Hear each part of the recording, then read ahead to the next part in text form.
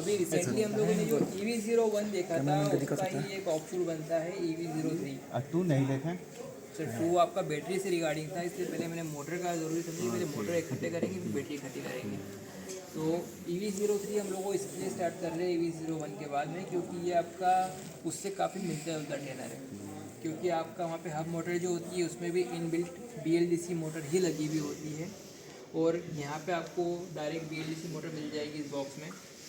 यहाँ पे एक BLDC मोटर लगी हुई है, आप देख रहे हो, उससे एक पुली लगा हुआ है, और पुली के ऊपर हम लोगों ने बेल्ट लगा रखा है। क्योंकि हम सब लोग इलेक्ट्रिकल बैकग्राउंड से बिलोंग करते हैं, तो हम लोगों ने मोटर्स के ऊपर इस टाइप के पुली पहले भी लगे हुए देखे और बेल्ट लगे हुए देखे। हम लोग यहाँ से टॉर्क के प्रैक्टिस कुछ करते हैं। तो ये जो ट्रेनर है बेसिकली इसी टाइप का है। यहाँ पे आप देखेंगे आपके पास में एक वोल्ट मीटर है, अमीटर है, दोनों DC है। दैट मीन्स आप इनपुट पावर को निकाल सकते हो in terms of voltage and current. Third one आपके पास में RPM मीटर, तो आप RPM वैल्यू भी निकाल सकते हो। साथ ही साथ में हम लोग यहाँ पर देखेंगे कि क्या क्या कंपोनेंट से किसे काम करेंगे। तो first of all we will start with the BLDC motor. BLDC motor में आपकी कोई सी मोटर में आपको 3 वाइंडिंग मिलेगी, नंबर ऑफ पोल्स ज़्यादा हो जाते हैं। हालांकि अभी जो नई मोटर जो बन रही है उसके अंदर वो ज़्यादा से ज़्यादा वाइंडिंग निकालने की कोशिश कर रहे हैं, ताकि आपकी एक्यूरेसी और इफ़िशिएंसी और अच्छे से आ जाए। तो ऐसे करते हैं ना कंपोनेंट सही चल रहा है कि नहीं। तो ये यहाँ पे हम लोगों ने देख लिया 24 वोल्ट आना चाहिए यहाँ पे। आ रहा है, ये मैंने निकाल दिया, इसको यहाँ से इसकी ज़रूरत नहीं है मुझे अभी।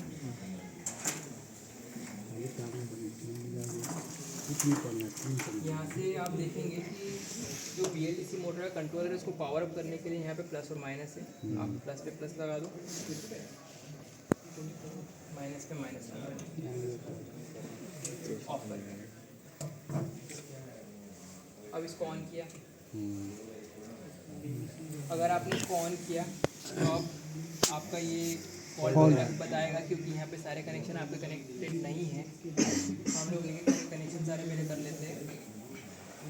अगेन सेम कॉन्फ़िगरेशन आपके पास में BLDC मोटर का है, तो आपको फेज़ के वायर सब कुछ सेम ही मिलेंगे। तो ये देखिए आपके फेज़ के आपके वायर हो गए 1 2 3, ये फेज़ आपने लगा लिए 1 2 3, ये हम लोगों ने लगा दिया।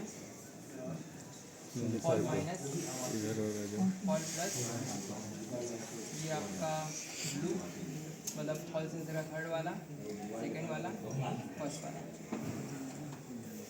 ब्रेक्स की भी ज़रूरत नहीं है, ब्रेक को भी नहीं लगाते। वोल्टेज हमें वोल्टेज यहाँ पे देना पड़ेगा, तो हम लोग एक काम करते हैं, टर्मिनल लेते हैं, उनको इसको वोल्टेज पे लगा देते हैं। फॉल सेंसर का तो वायर कहाँ पे? ये ना, ये एक्चुअली RPM मीटर भी लगाई देते हैं। जो कनेक्शन है केवल हमारा वही जो सेंसर है ना उसी के अंदर कनेक्शन ज़्यादा है, बाकी सभी के अंदर कनेक्शन काफ़ी कम है। क्यों सीखने का ये है कि आपको यहाँ पे वेरिएबल स्पीड्स के हिसाब से डेटा निकालने, उनकी रीडिंग चला के एक बार देख लेते हैं यहाँ पे वोल्टेज।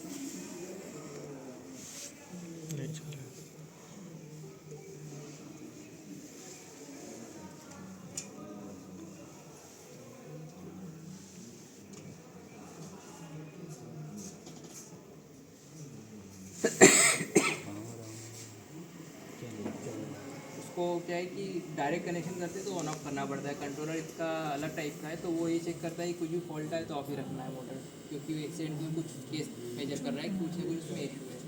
तो ये आपकी चलना चालू हो गई, ये आपकी स्पीड आना चालू हो गई, RPM आना चालू हो गई। आपको दिखेगा नहीं चल रहा है वो, बहुत ज़्यादा RPM है। और इसको मतलब कि क्या है, वायरिंग्स लगा के इसको बनाया गया है, क्योंकि इतनी स्पीड पे चलाने के लिए क्या है कि थोड़ा आपको असेंबली को अच्छे से बनाना पड़ेगा। 1500 RPM का होता तो हम लोग डायरेक्ट भी लगा देते हैं। दूसरा ये होता है कि अगर आपका PMDC होता 1500 RPM का 3000 RPM का होता तो हम लोग इसे असेंबली नहीं बनाते, क्योंकि PMDC साइज़ में बड़ा होता है, शाफ्ट भी मोटा निकाला जाता है। BLDC एफिशिएंट होता है, इसमें साइज़ में छोटा हो जाता है। छोटा हो गया तो आपकी शाफ्ट भी छोटी आएगी बाहर, तो उसके लिए आपको फिर इसे असेंबली बनानी पड़ती है डेटा निकालने के लिए।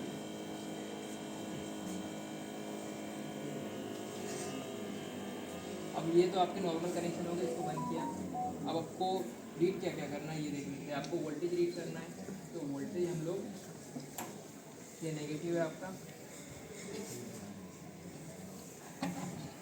ये आपका इसमें से ले लीजिए यहाँ से।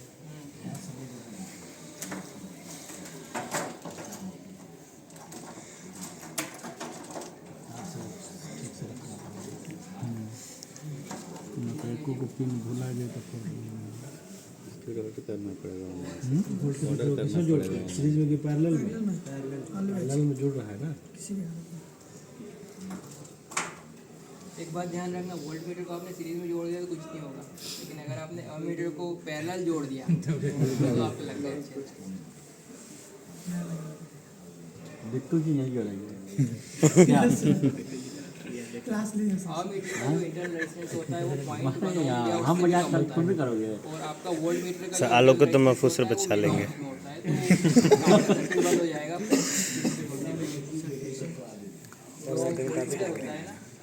तो उसके केस में क्या होता है कि जो आपका इसका inbuilt internal resistance mega ohms में होता है, तो आप सीरीज में जोड़ोगे तो सर्किट नहीं चलेगा, पैरेलल में जोड़ोगे तो वोल्टेज आ जाएगा। लेकिन अमीटर का पॉइंट माइक यहाँ पे सीरीज में जोड़ा तो करंट बता देगा, पैरेलल में जोड़ा तो पूरा सर्किट ही शॉर्ट हो गया। गैल्वेनोमीटर को नहीं पढ़ा है। अरे एक्सटेंशन वोल्ट मीटर वैल्यू बहुत कम होता है। मैंने VCC क्या रहा है वो मैंने यहाँ पे चेक कर लिया, मतलब लगा लिया है ना 24 वोल्ट नॉर्मली कनेक्शन हम लोग एक बार देख लेते हैं। यहाँ पे चॉइस वोल्ट ग्राउंड दे दिया, चॉइस वोल्ट ग्राउंड का जो मतलब कि आपका वोल्ट मीटर है तो चॉइस वोल्ट ग्राउंड की पैरेलल लगा दिया है यहाँ पे। अब आपका करंट जो है वो भी आपको मेजर करना है, करंट मेजर करने के लिए अमीटर ले लिया पॉजिटिव। अब ये आपका इस टाइप से लगाना पड़ेगा, नेगेटिव यहाँ पे लगा देते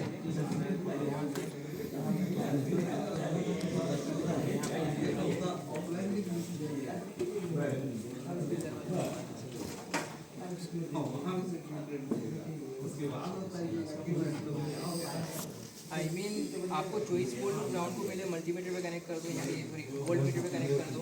चॉइस वोल्ट ग्राउंड में से अब जो चॉइस वोल्ट है वो अमीटर के थ्रू आप यहाँ पे दे दो और ग्राउंड को डायरेक्ट कर दो, तो आपका इनपुट वोल्टेज और इनपुट करंट आपको मिल जाएगा।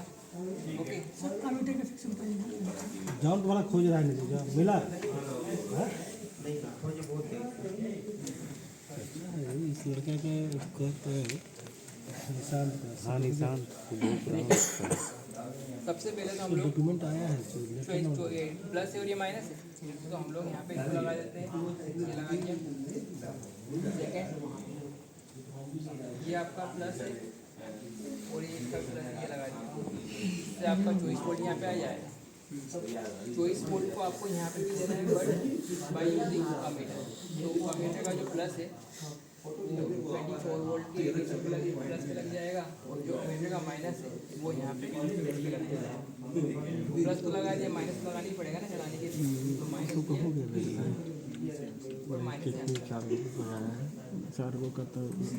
रात में कर दे किया है पैरेलल लगा दिया और वो मीटर को सीरीज में लगा दिया हमारे वहाँ 3 को नहीं भेजे थे। वो है अब वोल्टेज और करंट आपको मिलेगा, आ जाया है आरपीएम आपको मिल रहा है। पेज नंबर 67 पे प्रैक्टिकल है हमारा, मैं आपको बता दूँ प्रैक्टिकल का नाम है study the speed torque characteristics input power output power efficiency of VLDC motor where you will have to find this observation table. तो आपको यहाँ पे है ना सीरियल नंबर के अकॉर्डिंग अलग अलग वोल्टेज पे अलग अलग मतलब कि डेटा भरने, कैसे भरने हैं। ये आपने लिया चालू किया, डायरेक्ट चालू हो गया, ये बंद किया, ये आपका चॉइस वोल्ट था। यहाँ पे आपने क्या किया कि एक कोई सी भी स्पीड मेजर करने के लिए रख ली। ये मान लीजिए मैंने इसको 2400 या 2500 RPM के आसपास रख लिया, तो मेरे को यहाँ पे RPM हमेशा 1500 RPM डाला मैंने, यहाँ पे कुछ भी RPM डाल सकता हूँ। मैंने यहाँ पे 2500 RPM डाला, उस पर आपका वोल्टेज और करंट जो भी मिल रहा है वो हम लोगों ने डाल लिया, और जो बैलेंस की 1 और बैलेंस 2 की वैल्यू है इनिशियल वो डाल दी। फिर आपने यहाँ से क्या किया, धीरे धीरे यहाँ से लोड इंक्रीज़ किया। जब आप लोड इंक्रीज़ करोगे तो जो बैलेंस है इसका कुछ ग्राम्स में वेट बढ़ेगा, किलोज़ में नहीं बढ़ेगा। ये क्या है कि स्पेक्स में हमसे 25 किलो का मांग लिया, अदरवाइज़ मैं यहाँ पे 5 किलो का लगवाता। अब मांग लिया तो देना ही पड़ेगा, क्या कर सकते हैं, सरकारी काम है। अदरवाइज़ यहाँ 5 किलो में भी काम हो जाता, तो कुछ ग्राम्स में आपका वजन बढ़ेगा यहाँ पे। तो बस आप यहाँ पे जब इसको चलाओगे तो बेल्ट इसके ऊपर लोड डालेगी और अलग अलग आपको डेटा मिलेंगे। ये देखिए आपका करंट भी बढ़ना चालू हो गया। तो आपको है ना 500 ग्राम या 200 ग्राम की रीडिंग्स के ऊपर आपको है ना ये डेटा लेने हैं और ये इस पूरे इसको फिलअप करना है। आपको आरपीएम भी मिल जाएगा, किलो की वैल्यू भी मिल जाएगी लोड बढ़ाने पे, और वोल्टेज कांस्टेंट चलेगा, करंट आपका वेरी होगा। तो आपको क्या क्या मिल जाएगा, इनपुट वोल्टेज मिल जाएगा और आरपीएम मिल जाएगा।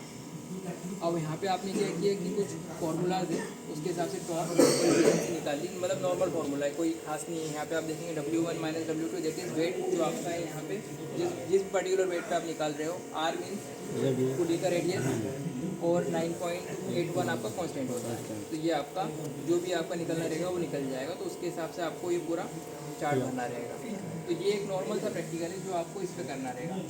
बाकी आपको इसमें थोड़ी स्टडी ये करना पड़ेगी कंस्ट्रक्शन की, BLDC मोटर का कंस्ट्रक्शन किस टाइप से होता है ताकि आप बच्चों को बता सकें, और कंट्रोलर किस टाइप से काम करते ये बता सकें। अब क्योंकि पूरा की पूरा तो ये हम मोटर ही है, क्योंकि हम मोटर का ही सारा कनेक्शन बना हुआ है। तो अगर आप देखोगे तो ये ब्रेक्स आपका काम कर रहा है। Soft brake, hard brake. देखिए इसमें हार्ड ब्रेक और सॉफ्ट ब्रेक में आपको फ़र्क समझ में आया? हार्ड ब्रेक में देखिए ये चल रहा है कि स्पीड में हार्ड सॉफ्ट ब्रेक लगाऊंगा सबसे पहले, है ना? अब ये चलेगा और मैं हार्ड ब्रेक लगाऊंगा। मतलब हार्ड ब्रेक वहीं की वहीं उसको रोकने की कोशिश करता है, और सॉफ्ट ब्रेक जो रहता है वो धीरे धीरे मतलब सप्लाई कट कर देता है बस। तो ये कंट्रोलर में आजकल नए फीचर आना चालू हो गए कि आपको हार्ड लगाना है सॉफ्ट लगाना है। बहुत सौ में आते, बहुत सौ में नहीं आते, तो इतना ज़रूरी नहीं है। हमारे पास में था इसलिए हम लोगों ने इसको प्रोवाइड कर दिया। बहुत सौ में तो ये आपको फॉल्ट और नॉर्मल के फीचर भी नहीं मिलते। बहुत सौ में केवल ड्राइव मिल जाता है कि आप चला दो। कंट्रोलर नहीं रहता तब तो वो नहीं हो पाता ना। बिल्कुल, कंट्रोलर नहीं रहता तो नहीं हो पाता। ये पूरा काम उसके आपका BLDC चलाना मतलब आपको एक कंट्रोलर लगेगा ही, अदरवाइज आप BLDC मोटर नहीं चला सकते हो, क्योंकि आपको ये जो डेटा यहाँ से आ रहे हैं ना इसको कैप्चर करना बहुत ही मुश्किल काम है। सेम चीज़ मैं जो इसकी स्पीड को वेरी कर रहा हूँ यहाँ पे, ये वाली जो स्पीड है ना आपकी, सेम चीज़ में आपकी PWM से भी वेरी करवा सकता हूँ। एक बार कीजिए PWM। जो हार्ड ब्रेक और सॉफ्ट ब्रेक है, सॉफ्ट ब्रेक में सप्लाई कट कर रहे हैं, हार्ड ब्रेक में क्या होता है कि वाइंडिंग जो रहती है ना इंटरनली वो उसके ऊपर कुछ डेटा दे देता है, तो वो उसको लॉक कर देती है। तो उसको बहुत फ्रिक्वेंटली आगे नहीं बढ़ने देती, वो कोशिश करती है कि वहीं पे लॉक हो जाए वो, तो एकदम आपका वहीं झटके से रुक जाती है मोटर। इलेक्ट्रिकली है। हाँ मतलब इलेक्ट्रिकल ये दोनों, इसमें मैकेनिकल कुछ भी नहीं है। रिजनरेटिव ब्रेकिंग लगाओगे तो रुक जाएगी, लेकिन आप हाथ से करोगे ना तो वो थोड़ी सी टाइट लेकिन चलेगी जरूर। जब तक आप मैकेनिकल नहीं लगाओगे तब तक आप पूरी फुल रोक नहीं सकते हो। या फिर आप यहाँ पे कुछ आर्मेचर वाइंडिंग हो जिसके अंदर आपने करंट प्रोवाइड कर दिया तो वो रुक सकती है वो। अभी यहाँ पे हम लोग PWM की बात कर रहे हैं सर। PWM कैसे काम करेगा? PWM is pulse with modulation. Pulse with modulation का मतलब ये होता है कि फॉर एग्जांपल आपको अगर यहाँ से 45 किलोमीटर का एक रन करना है बाइक से, तो क्या आप ऐसा होगा कि एक्सीलरेटर को आप कांस्टेंट रखोगे? नहीं होगा। आप कभी कम करोगे, कभी ज़्यादा करोगे, कभी कम करोगे, कभी ज़्यादा करोगे, और जब आप फाइनल आपका जो डेस्टिनेशन है वहाँ पहुँचोगे तो आप उसका एक एवरेज निकालोगे कि ओवरऑल में इतनी स्पीड से चला। तो बेसिकली वहाँ पे आपने क्या करा, एक्सीलरेटर को खींचा फिर कम किया, तो एक्सीलरेटर की कहीं ना कहीं एक मैक्सिमम वैल्यू होगी, एक मिनिमम वैल्यू होगी, और उसके बीच में वो वेरी कर रहा है। कभी वो 30% पे होगा, कभी 40% पे होगा, कभी 50% पे होगा। अगर मान लीजिए पूरे केस में अगर एक्सीलरेटर को आप 50% पे रखते तो जो आपकी मैक्सिमम स्पीड है उससे आप 50% स्पीड के ऊपर गाड़ी चलती है आपकी, चलती। अगर आप 30% एक्सीलरेटर पे रखते हो तो 30% भी चलती। तो वैसे ही सिग्नल में भी होता है। सिग्नल में क्या होता है, ड्यूटी साइकिल होता है। अगर हम लोग एक पल्स की बात करें तो उसका जो ऑन टाइम होता है that is called duty cycle. On time को हम लोग ड्यूटी साइकिल बोलते हैं। अगर पल्स कितने भी फ्रिक्वेंसी की हो उससे फ़र्क नहीं पड़ता है, उसका जो ऑन टाइम रहता है उसका ड्यूटी साइकिल होता है, जो कि डिपेंड करता है उसके टोटल इंटरवल पे। तो पहले तो मैं आपको बताता हूँ कि ड्यूटी साइकिल चेंज कैसे होता है। अजय, आपने कल DSO चलाया था?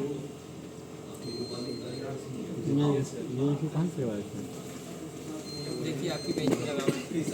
चलाए नहीं नहीं उसके बारे में कहा नहीं पता कि जो दूसरा सिर्फ बैटरी का वहाँ पे मेजरिंग होती जो आपका डीएसओ होता है ना सर, उसमें सिग्नल का एनालिसिस होता है कि जो सिग्नल आपके आ रहे हैं वो कैसे आ रहे हैं। केवल उसकी जो प्रोब्स है ना, 2 प्रोब निकलेगी, एक ग्राउंड की निकलेगी, एक सिग्नल की। यहाँ पे ये ग्राउंड है, ये सिग्नल है। जहाँ पे जो भी डेटा देख रहा हो बस उस पर्टिकुलर डेटा पे आप लगा दो। और डीएसओ का सबसे बढ़िया फंक्शन रहता है, कुछ भी समझ में नहीं आ रहा है तो आप ऑटो प्रेस कर दो, तो वो सारी सेटिंग ऑटोमेटिक कर देता है। बाकी तो अगर आप टाइम बेस को अपने हिसाब से चेंज करना चाहें तो कर सकते हैं। अभी देखिए मैं यहाँ पे कुछ तो भी डेटा आ रहा है क्योंकि ओपन है, मैं इसको शॉर्ट कर दूँगा ना तो फ्लैट लाइन हो जाएगी, हो गई। है। सर ठीक है सर।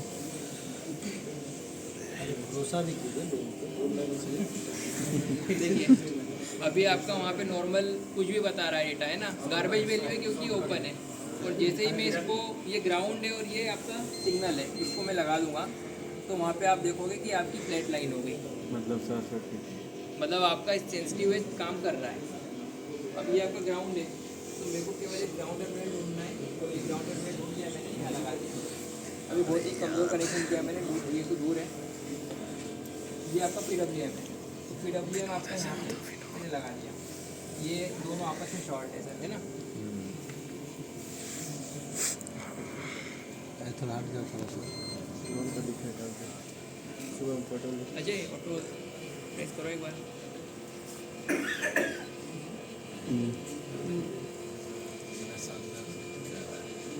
और नज़दीक से ले लो। अच्छा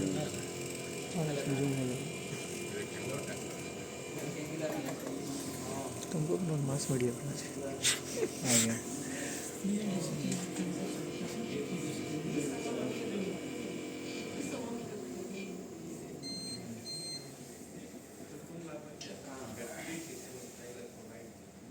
ऐसा लग रहा है कि ग्राउंड कनेक्टिविटी उसको बन ही नहीं पा रही।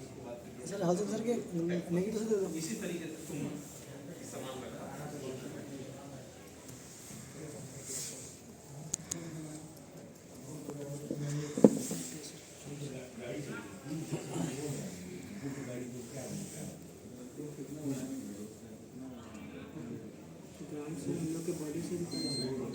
नहीं वो बेटा वो अर्थ होता है, ग्राउंड अलग होता है, बॉडी से लोगे वो आपका अर्थ होता है। और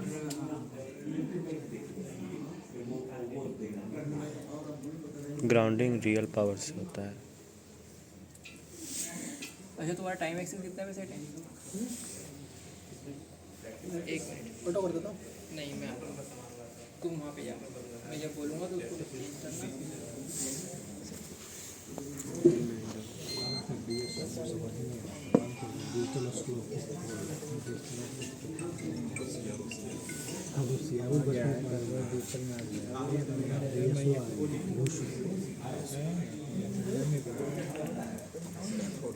कर गया तो आ गया।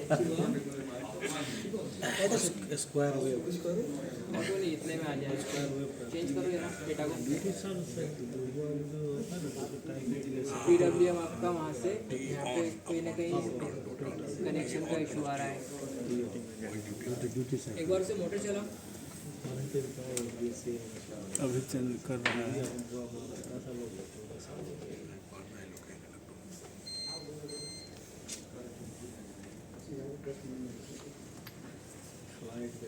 जी अब खाना खा के मजाक नहीं कर रहा। कहाँ? वाइफ फोन किया इनको खाना नहीं। वाह मुझे सर तरफ से पार्टी है क्या? ये देखिए सर आज चाय नहीं मिला। अरे लैब आपका उद्घाटन हो रहा देख रहे हैं। राजीव जी कहाँ गए भाई? दीक्षित राजीव जी क्या यहाँ पे आपको ये ना यहाँ पे थोड़ा देखना पड़ेगा। ये इसको मैं और अच्छे सेट कर देता हूँ। ये आपका सेट हो गया। देखिए क्या होता है कि धीरे धीरे जब आप वहाँ से स्पॉट्स को आप रोटेट करोगे ना तो यहाँ पे जो पल्स आएगी उसका ऑन टाइम धीरे धीरे बढ़ते जाएगा। जैसे जैसे बढ़ेगा आपकी मोटर की स्पीड भी बढ़ती जाएगी। बढ़ाओ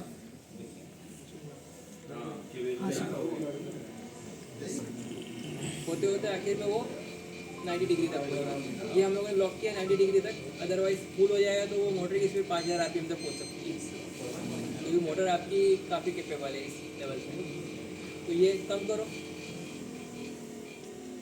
तो ये आपका ड्यूटी साइकिल यहाँ पे इस टाइप से चेंज होता है। आप DSO पे ऐसा नहीं कि केवल सिग्नल देख सकते हो, मैं इसका पूरा सिग्नल एनालिसिस कर सकता हूँ। यहाँ पे मेजर बटन है, यहाँ पे एक मेजर आप लगा दो और यहाँ पे वोल्टेज है, टाइम है, ऑल मेजर है, इसको ऑन कर दो। ऑल मेजर को आपने ऑन किया, हाँ टाइम को ऑन किया, चैनल 1 वोल्टेज ऑन, टाइम को भी ऑन।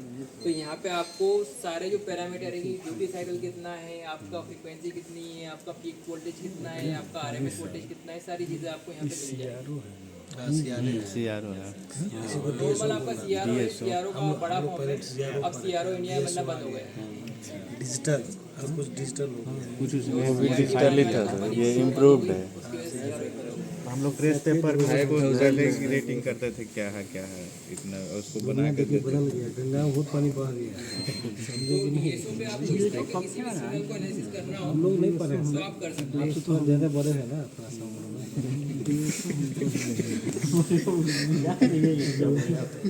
हमको नहीं समझ में आ रहा है। अभी हम लोग नॉर्मल वोल्टेज चला के देखा और एक PWM मेथड हम लोगों ने कि आपका जो मोटर है वो PWM मेथड से चलना चाहिए। तो हम लोगों ने उसको फिर प्रॉपरली बनाया कि आप सिग्नल भी देख पाओ कि PWM कैसे दिखता है, आप बता पाओ कि वर्क क्या है। तो ऐसे ही मतलब प्रैक्टिकल इतने ज़्यादा नहीं है, लेकिन आपका जो पूरा सिनारियो है आपका BLDC मोटर का इसमें क्लियर हो जाता है। ऐसे ही आपका एक PMDC मोटर आएगा, तो BLDC मोटर में हमारा इतना ही था। इसमें आगे करें सर नेक्स्ट। अच्छा उसमें टर्क कैसे? सर हॉल सेंसर कैसा काम करता है, ये मैंने यहाँ पर निकाल दिया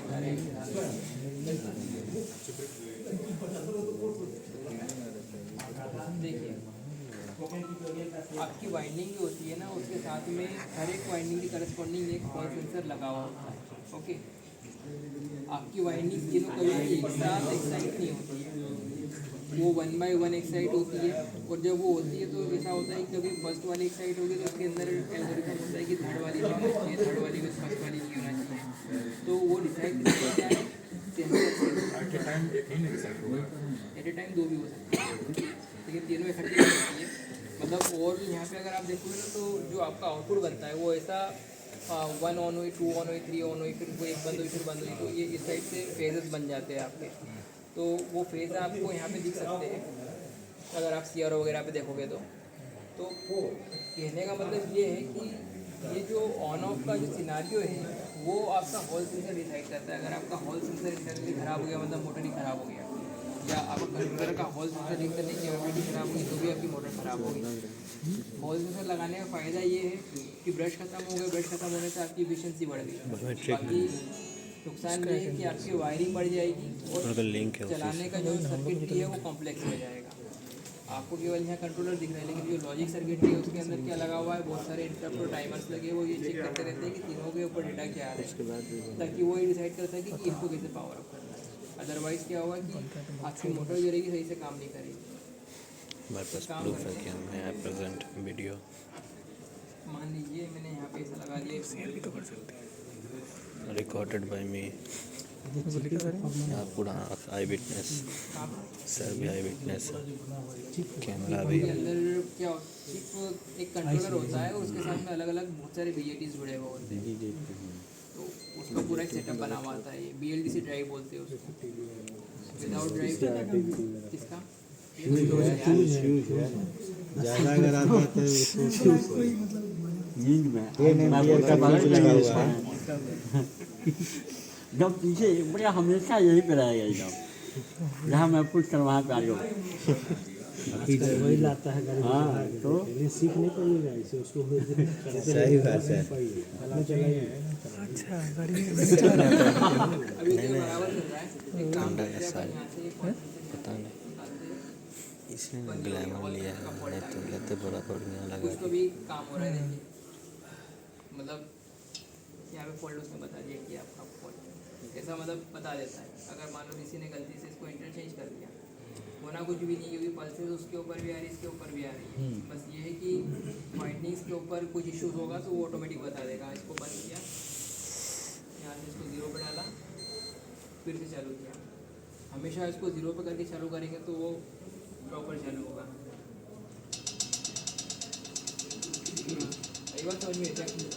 अब हॉल सेंसर अपने आप में ये स्टडी नहीं कर पा रहा है कि जाऊँ किधर, तो वो वाइंडिंग्स को उल्टा सीधा डेटा दे रहा है। इसमें अभी फॉल्ट नहीं दिखा रहा मैंने मैन्युअली फॉल्ट डाल दिया ना, ऑटोमेटिक फॉल्ट नहीं है, मैन्युअली डाल दिया मैंने तो यहाँ पे कि सब इसको चेंज कर दिया, तो वो डेटा तो मिल रहा है उसको, लेकिन गलत मिल रहा है, तो वो गलत एक्साइड कर रहा है। अब ये वाइब्रेट हो रही है मोटर आपकी।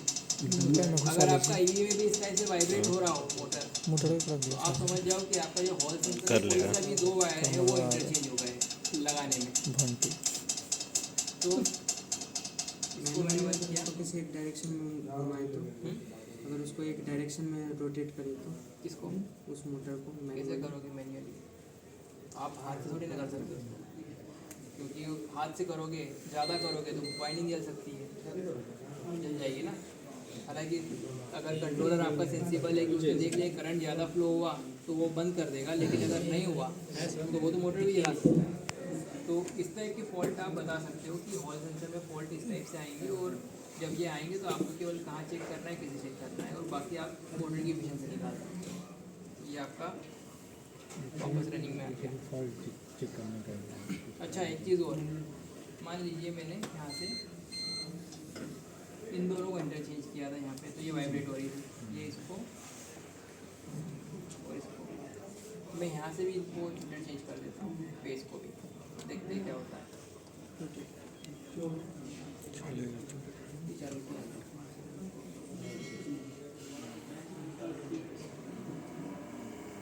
वापस से चल रही है, इसलिए से चल रही है क्योंकि वाइंडिंग के करस्पॉन्डिंग सेंसर था उसको आपने चेंज किया। अगर आपका यहाँ पे वाइंडिंग चेंज कर दोगे तो यहाँ पे इशू आएगा, अगर यहाँ चेंज कर दोगे तो यहाँ पे इशू आएगा। मतलब कि वो ऐसे फॉल्ट्स आप बना के बता सकते हो कि इंटरचेंजिंग फॉल्ट्स क्या होते हैं, और अगर आपके बंद हो जाए तो ऑफ ही हो जाएगी, कोई फ़र्क ही नहीं पड़ता उसको। ये ऑन किया, ये आपका वहाँ पे फॉल्ट आ गया तो फिर आपको कंट्रोलर बंद ही करना पड़ेगा और फिर चालू करना पड़ेगा। तो कंट्रोलर की वर्किंग आप बताइए, इसमें बहुत सारे की स्थिति पे होते हैं, कंट्रोलर की वर्किंग, हॉल सेंसर की वर्किंग, मोटर की वर्किंग, PWM, ये सारी चीज़ें इसमें आएगी। ओके, नेक्स्ट वाला मॉड्यूल ले। इसमें ये बताइए जो हॉल सेंसर है ये कैसे काम करता है? अगर बच्चा पूछ देगा कि ये हॉल सेंसर क्या होता है? हॉल सेंसर में क्या होता है सर कि ये एक टाइप से करंट को सेंस करता है बेसिकली, ये भी एक हॉल सेंसर ही है। हाँ, मतलब यहाँ से मैग्नेट जब पास हो रहा है ना, तो यहाँ पे जो फील्ड जनरेट हो रहा है तो उसके रिफ्लेक्टेंस में जो मैग्नेट आ रही है तो उसका भी एक पोल है, जब वो यहाँ से निकलता है तो यहाँ पे डेटा में वेरिएशन आता है। ये तो आपका व्हील है, मोटर के अंदर नहीं लगा हुआ है। सर ये देखिए यहाँ पे आप ये भी हॉल सेंसर ही है, मैं ऐसा बता रहा हूँ, ये भी एक टाइप से हॉल सेंसर ही है जो यहाँ पे चेंज इन फील्ड को सेंस करता है। ये देखिए यहाँ पे ये मैग्नेट लगा रखी है, जब ये चलती है तो यहाँ पे अच्छा, ये मैग्नेट है वहाँ पे। जैसे चेंज इन फील्ड आता है वो चेंज इन फील्ड को यहाँ सेंस करके आपको डेटा दे देता है। और यही चीज़ आपके अंदर होती है कि वो फील्ड बनी हुई रहती है, वहाँ पे इस फॉर्म में नहीं रहते, अलग फॉर्म में रहते हैं सकते हैं। तो वो ये चेक करते थे कि फील्ड में चेंज कहाँ पे है, जैसे ही चेंज आया तो वो अपने डेटा को चेंज कर सकते हैं, और वो डेटा आपका कंट्रोलर पे आता है, कंट्रोलर सीधे सीधे बता देता है कि हाँ ये वाली वाइंडिंग को ऑफ करना है, ये वाली वाइंडिंग को ऑन करना है। ये होता है इसमें। बेसिकली ये हुआ कि जो मैग्नेटिक फ्लक्स जो चेंज हो रहा है टाइम के साथ, बस उसके कॉरस्पॉन्डिंग जो है करंट बनेगा। हाँ, क्योंकि आपकी 3 वाइंडिंग है सर यहाँ पे, मैग्नेटिक वही फ्लक्स करंट चेंज मेजर होता ही रहेगा। हम ये जो हम जो सब सोच रहे हैं वो सही सोच रहे हैं, बताइए। अगर मैग्नेटिक फ्लक्स चेंज हो रहा है, मैग्नेटिक फ्लक्स के चेंज होने के कारण क्या होगा? करंट प्रोड्यूस होगा, फेराडे लॉ से, चेंज होगा, और वही करंट ये मेजर कर रहा है क्या? बिल्कुल उसी करंट को मेजर करता है। मतलब कि इसमें कंपैरेटर लगे हुए होते हैं, तो इसके अंदर एक इसकी लिमिट वैल्यू सेट रहती है, तो उस लिमिट से अगर कम ज़्यादा हो जाता है तो वो अपने आउटपुट्स को इनेबल और डिसेबल कर देता है, और वो आउटपुट सीधे यहाँ चले जाते हैं। ओके,